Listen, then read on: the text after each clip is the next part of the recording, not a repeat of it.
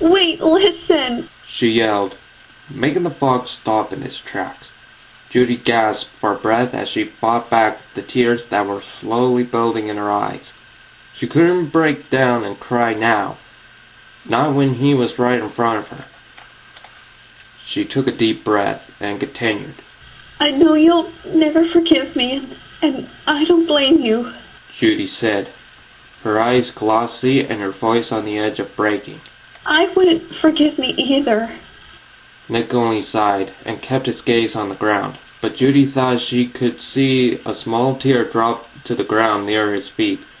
Her heart broke even more as she forced out more words of her apology.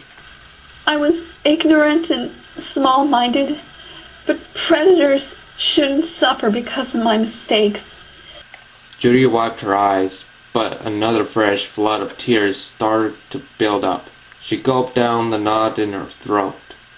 I have to fix this, but I can't do it without you. Judy looked up at Nick, hoping he would finally look at her, but he only kept his back to her and took a deep breath of air. That did it. Judy couldn't control the tears as they flowed down her cheeks and dropped into the cold dirt. And after we're done, Judy groaned, her voice breaking as more storms of tears consumed her cheek fur. you can hate me and I'll be fine. Her voice became enveloped by her sobs as she forced these words down her gullet. Because I was a horrible friend, and I hurt you, and you can walk away knowing you were right all along. Her eyes filled with tears focused to Nick before they fell to the floor in her breakdown. I really am just a dumb... You don't need me. Judy lifted her face to Nick in a gasp. He stared at her with narrowed eyes. Judy saw the anger, the hurt, the betrayal reflected in his green herbs. She opened her mouth to say something, but Nick cut her off as he barked out more words. Why can't you do this without me? Nick asked mockingly, re-saying her words in disgust. I've got nothing to add to your case. I already helped you in your case, and you repaid me well for that, didn't you? He barked. Judy was left speechless. Nick, What do you even need me for? He demanded. What could I possibly do that demands me to be by your side? Judy felt silent. What did she need him for? There wasn't anything begging him to come help her. No. So why was she begging for his help? To tell the truth, she wanted him to be there, to be her friend, to be by her. It hit her. Why she needed him. Judy wiped her running nose and lifted her face up to Nick. He stared at her, his arms crossed, his brow knotted, awaiting her answer. Nick, Judy said, her voice nearly a whisper. I need you there, because you're the reason I'm doing this. Nick's eyes widened and his shoulders relaxed, his arms dropping to his sides. If you're not there beside me, then none of my work will mean anything anymore. She admitted, her eyes turning to the floor as she flooded out the words. I need you, because when we save the city, I want to see your smile and then embrace you as we rejoice in our victory. Fresh tears began to grow, flowing down the present tracks on her face. I need you there because you're the first mammal I want to see when this nightmare has ended. I want to hear your voice. I want to hold you close. I want to breathe in your scent. Judy gasped as she found the words she needed to say. Judy felt her stomach rise with worry as the final words came to her mouth. The final, most important words of all. Nick, I need you there because I love you. Judy let the tears fall as she awaited Nick's response.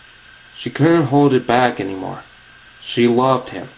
That's why she needed him there. That's why she was back in Zootopia. That's why she didn't care what his response was.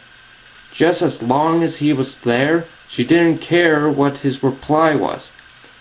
She didn't expect the reply to be her own voice. I love you. I love you. I love you. Judy's eyes raised to Nick standing before her, the carrot recorder pen resting in his paw as he repeatedly pressed the replay button. But that wasn't what mattered. What mattered was what was on Nick's face, his eyes back to their usual half-lighted slyness, his usual cocky... No, it was genuine this time. Smile imprinted on his muzzle. He lowered his arm as he let out a chuckle. Well, I can't argue with that logic. Come here, Carrots. Judy felt her eyes fill with tears again. But this time, it was different. This time she was crying for the right reasons. She let herself run into Nick's open arms. As she jumped into his chest and wrapped her arms around his neck, immediately dampening it with her tears. Huh, you bunnies. So emotional. Nick said as he patted her back in comfort. Oh, and, Carrots. Judy took her face out of his neck to face him, and was immediately met with his lips upon hers. She let out a muffled gasp. Her eyes widened, but she soon found herself kissing back, giving in to all the emotions she kept bottled up over their time as friends.